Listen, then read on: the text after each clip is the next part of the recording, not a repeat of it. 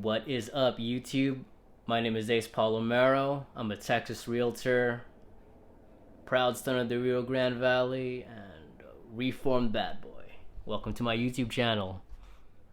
This video will have three sections. The first is a quick neighborhood profile of Tres Lagos, which is a master plan community in North McAllen. If you don't know, it's basically the big sexy of new residential developments in the area. The second section will talk about the pros and cons of new construction builds. And in the third, I'm going to talk about what I think new home buyers or potential new home buyers should consider before they even step foot in an open house. Now that's out of the way, let's go check out Tres Lagos.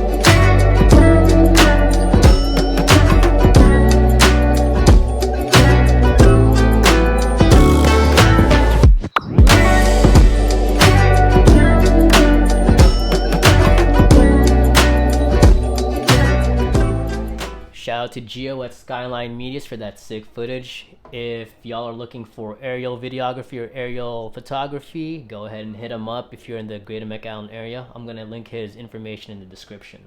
Now what I'm going to do is a quick comparative market analysis of the Tres Lagos area, specifically the Cascada neighborhood. Real estate is like local, like hyper local. So yeah, if you're looking at neighborhoods, like that's what you want to be doing. You don't want to be looking at the city for like median data, because like in a given zip code, like you'll have houses that are like 120, 130 per square foot, and houses that are 180, like 200 per square foot. If y'all can see, yeah, it's recording. I am in my local association's MLS, and MLS, if you don't know, is multiple listing services. It's basically a database that all of us like realtors pay for. And I mean, I guess a comparison is like if Zillow is Wikipedia, the local MLS, that's your peer-reviewed journal. All right, enough rambling. So yeah, you can see everything here, like basically all the criteria for the search, and then the more you put down, the more specific and like tight that search is. So in residences, we're going to select house for the property type. We'll do active, option, pending, and sold. Yeah, we'll keep it at 180 days or 3 months. Actually 6 months, what am I saying? And so at the subdivision, we're going to type in, and we actually have Cascada Tres Lagos and Cascada Tres Lagos Phase 1. Let's just do this one. 14 matches, so we'll narrow it down even more. Let's do 4 bedrooms, 3 baths. And we have 3 matches. Let's go to the map. So actually, Cascada like is this thing. Let's go ahead and change that. Take that out there. Already there. I'm gonna go ahead and yeah, so we basically missed out on these houses. So I'm just gonna manually select the area. And for the results, we have 8 to choose from. Look. 4 are pending, 4 have been sold. Let me just double check that criteria again. Yeah, 4 bed, 3 bath. So I could do a full one, but I'm just gonna do the quick one because we haven't selected like a specific like property to base our CMA or comparative market analysis around. So we'll just do a quick.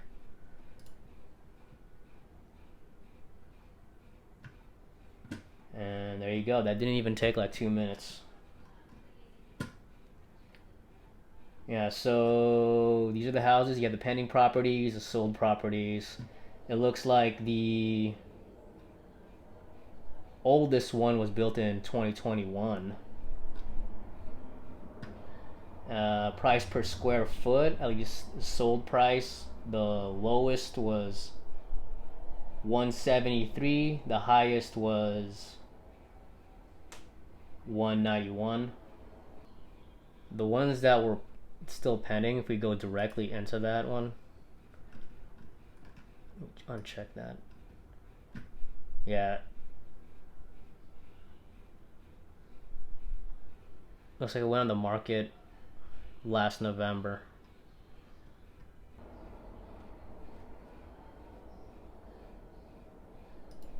We can go back and change the criteria to 3 beds and 2 baths, and we'll get different results. So there's 6 right there. Let me change the display.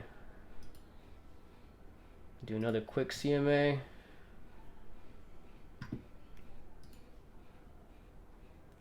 Or just one that sold. Yeah, it was just one that sold. Yeah, so the one that did sell, so for 3 bed, 2 baths, you have 3 that are pending, you have 2 that are active for the Cascada neighborhood, and 1 that sold. The one that did sell, it closed last month on the 16th. It was listed for 322 and it sold for 302. So that's a 20% or 20,000 price cut. So I want to go back into that thing. Conventional. Yeah, it's conventional. And so I'm thinking no concessions.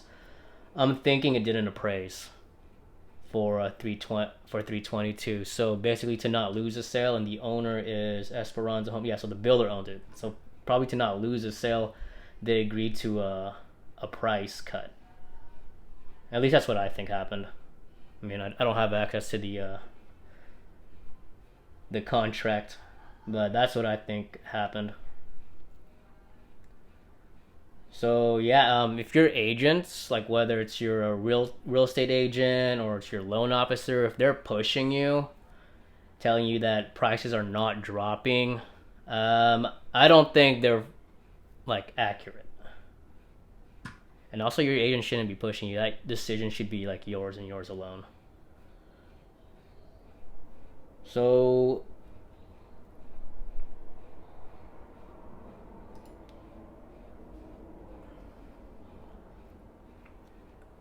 now I want to go compare this to Ensenada.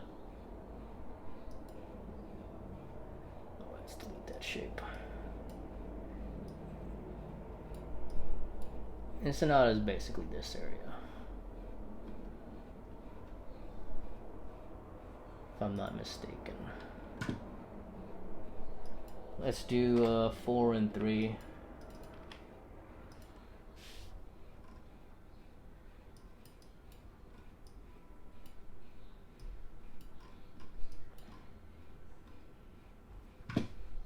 Oh, there's only one.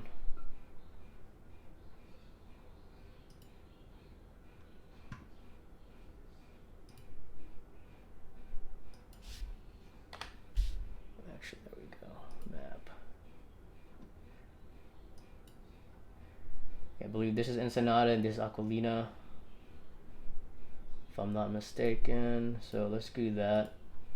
There's only 2 properties to look at.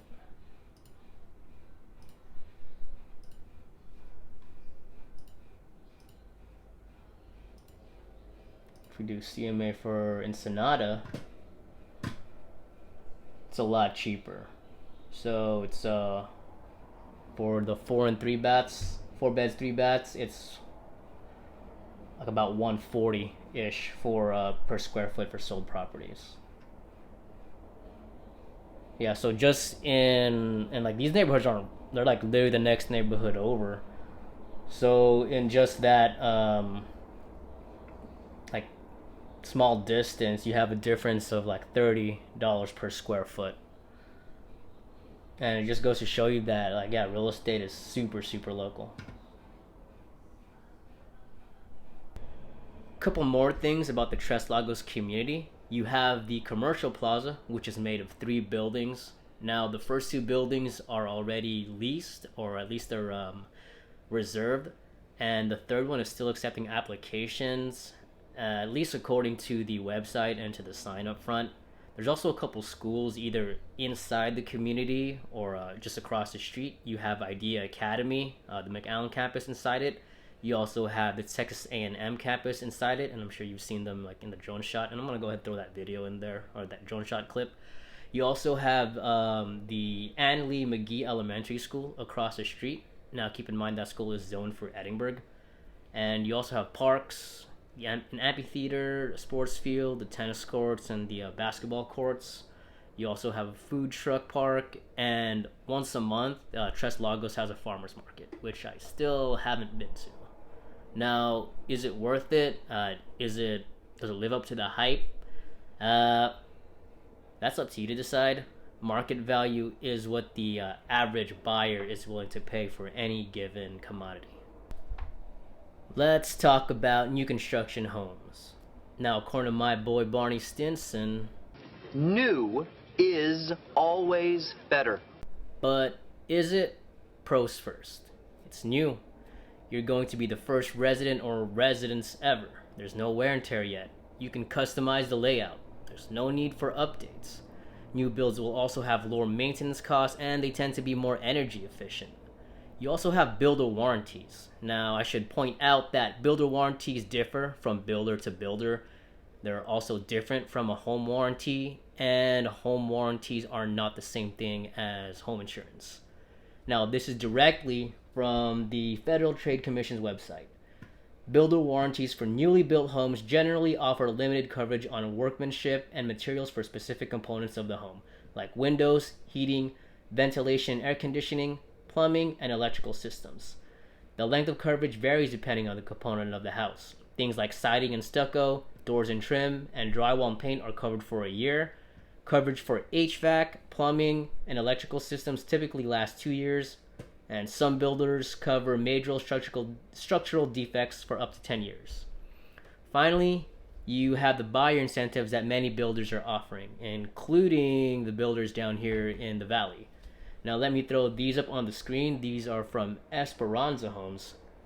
You have the 2-1 buy down. So basically, the first year, you're paying, I think, like the 4 point something that Esperanza stated. That's your mortgage rate. And then the next year, the rate will be like likely whatever market rate is. And they call it buy down because you're paying extra. You have like extra cost for it.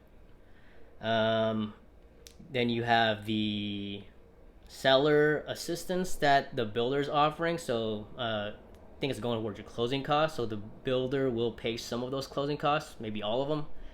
And then after that, you have like I think it's a $10,000 price cut that they're offering. I would just be careful before you sign anything regarding these incentives. Just make sure you do the math, especially for that 2-1 buy down. Expect to be paying like whatever the higher rate is. Like, don't like plan like your entire purchase around that first year rate. This is, let me throw up these articles, and there's 2 of them, and they basically say the same thing. One is from Axios, and the other is from Honda Magazine. So some builders are offering to pay, or basically offering a 30-year fixed rate mortgage if you go with their preferred lender. And in Texas, the builder that's doing that is Pulte Homes. Now, let's see what it says here. Yeah, in Texas, Building Homes is offering a 30-year fixed-rate mortgage at 4.25% for single-family homes from 3 to 5 bedrooms. And there's no date on the Kona magazine, but in Axios, this is from February. Yeah, February of this year. According to the Bolton Homes website, in Texas, they're building in Dallas, Austin, Houston, and San Antonio. Now, for local builders, I don't think they're offering any 30-year fixed mortgages just yet. And yeah, so builder incentives like that is a reason why part of the reason why prices haven't really dropped. Now for the cons. New construction homes will typically be more expensive than resales. Customization options can be limited, especially if you want to keep the price the same. Your negotiating power can also be limited. Now, this is a self-plug, but good agents do more than just open doors for their clients. Part of the skill set of any good agent is like our ability to navigate negotiations and make sure our clients' decisions are based and like rooted in logic, reason, and data, and making sure that they don't make any decisions that are emotionally charged. One thing to keep in mind about these new builds is that the builders have their own contracts that they will insist on using.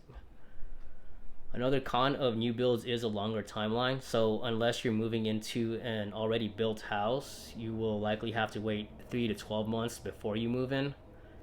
And if you're moving into a house that's already built, you're giving up a lot of your like customization like options. Also, your property taxes will be higher, and the HOAs tend to be stricter, and this is because you're in a new neighborhood. And finally, taking advantage of all those incentives from the builders will mean that you have to go with that builder's preferred lender. The last part of this video is mainly for first-time home buyers, but it goes for repeat buyers as well. There are 3 things that buyers should consider before buying a home. The first thing is why you want to buy. Do you need the extra space? Is your current house too far away from work or from school? Does renting no longer make sense, especially financially? Is this going to be a rental property? The second thing is your finances. Can you afford the house? How is your credit? Do you have enough money saved up for a down payment?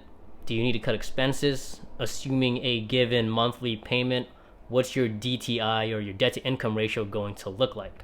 Now, if you're my client and you're looking to buy a home, the last thing I want for you is to be underwater on your mortgage a few years later. According to consumerfinance.gov, foreclosure information remains on your credit report for 7 years from the foreclosure date. I am never going to financially recover from this. Now, finally, is your reason for buying worth the price that you'll be paying? Is the juice worth the squeeze? So if you're looking for more space, or if you're looking to be closer to work or to school, is the difference in your new payment for your housing going to be worth it? That's it for this video. Like and subscribe if you found this information useful. Comment below if you have any feedback. And shout out to my old manager from Starbucks, aka Work Mom. She was the first person to get back to me with feedback on my previous video. She did not hold back. Good thing I basically don't have feelings.